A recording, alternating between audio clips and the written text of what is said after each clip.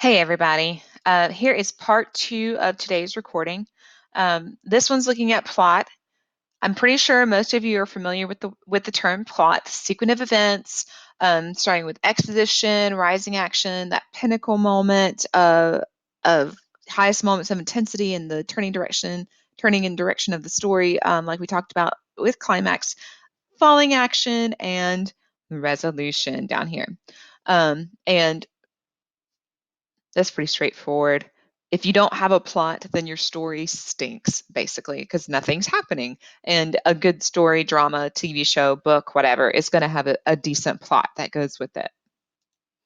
All right, the exposition is what happens at the very beginning of the story. The illustration that I've been using some is if you watch the TV show on Netflix, Stranger Things, that exposition very clearly sets up the setting. It's in the sleepy little town of Hawkins, Indiana, in the 1980s. It establishes that it's the 80s through the clothing, the music, the cars, the homes, all the pop culture references, and introduces you to the four little boys who love playing Dungeons and Dragons. They're best friends. They hang out in one of their parents' basements and play their games all the time, like to have sleepovers, just normal, kids in the 80s. That's the very first episode. It very clearly establishes that exposition. Um, and it is crucial because it helps anchor the audience or the reader into what's going on. Because without a good exposition, it's not going to make sense, is it? All right, and then here again, we were playing a little show me game. You've got your different selections right here. Um, and I would want you to show me, not climate. Let's see, what are the four we just did? I got to remind myself because we just did a different one or a different recording. Exposition, plot, character motivation, and analyze. Okay, so looking at these, we're looking at plot first, and that would be clearly this one, Harry Potter, because we're looking at the different actions, the different plot points in the Sorcerer's Stone. Professor lets loose a troll. Harry finds out Hagrid has a secret dog, and he let it out, and he told it to a stranger. That means Snape has access to the stone. So it's the very just factual plot points. This is what happened, and this is what happened, and this is what happened, and this is what happened. Here we have character motivation with Lady Macbeth. She knows about the prophecy that her husband Macbeth will be the future king, and from that point forward, her greed and her knowledge of her intrinsic motivation of greed and ambition, and her extrinsic motivation of wanting to be queen and her husband king, um, prompts her to begin the planning of the murder of Duncan. There we go. Um, and then setting little bears, three little bears. They establish that there's mommy, there's daddy, and baby bear. Uh, how big they were, where they lived, what they like to eat. Just basic introduction to the story information. And then analysis. This selection is from Freedom by Jarrett. That's the last name of the author, and it's looking at. I think it's an essay of a student who is going to a desegregated school for the first time, and they're looking at the patrolmen and the guardsmen as they're being escorted into the school, and noticing what and analyzing what each one is doing and the differences and things like that. Um, so you see, there are the answers. And however you choose to write your terms down, maybe you like to, this is not terms, but make, here we go, flashcards or something like that. Those are my notes from mess ups in Jigsaw. Or maybe you like to do like a Quizlet app or something like that on your phone. Feel free to do that, or just, write them out in a notebook.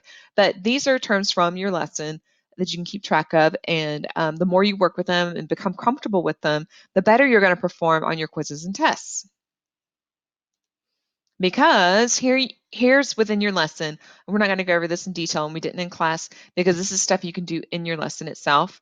Um, which fairy, looking at the different elements of the story, like we've been talking about with the different terms that the story itself pulls out. You look at direct characterization versus indirect characterization. Direct would be like, Mrs. Wallace was hungry. Indirect characterization would be, Mrs. Wallace's stomach growled loudly. Okay, so there you go. That's a oversimplification, but that's what it is. And then let me move my head again. And then in your lesson, you'll be able to drag and drop where I'm just doing this arbitrarily. This does not mean it's the right answers. What are examples of direct characterization versus indirect characterization? Like, for example, the two lads were well liked. That's pretty, direct characterization right there. The old man was blind. That's another direct characterization. His only friends were his daughters. These all feel like direct characterization to me, but maybe I'm wrong. We'll have to look at the lesson together. But sometimes the oversimplifying statements does not help, in my opinion.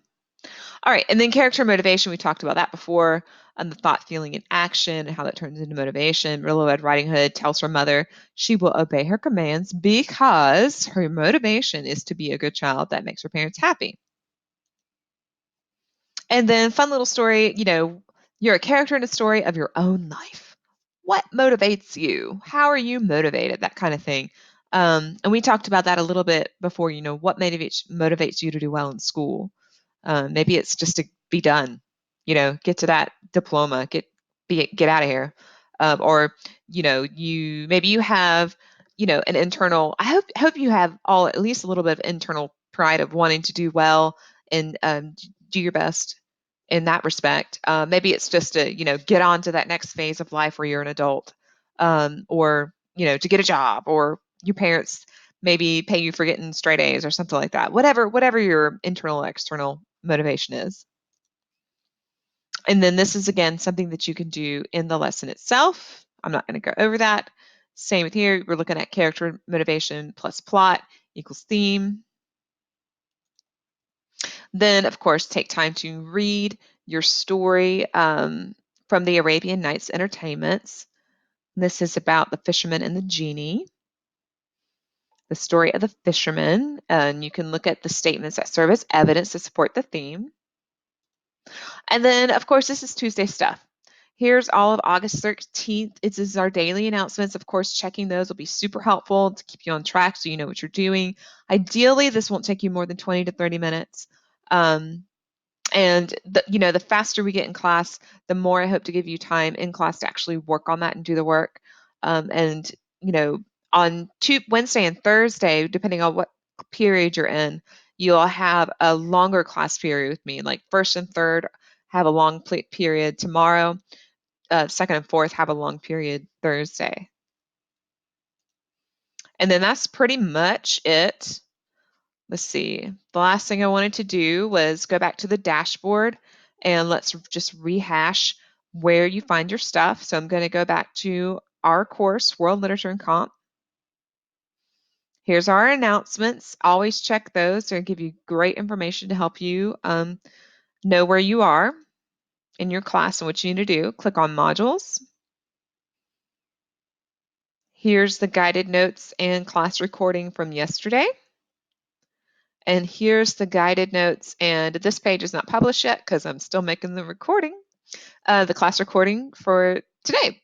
And you can work through your stuff right here. If you got any questions, send me an email, give me a call. Please email me through Canvas. That is the preferred method. And I will see you in class later. Bye-bye.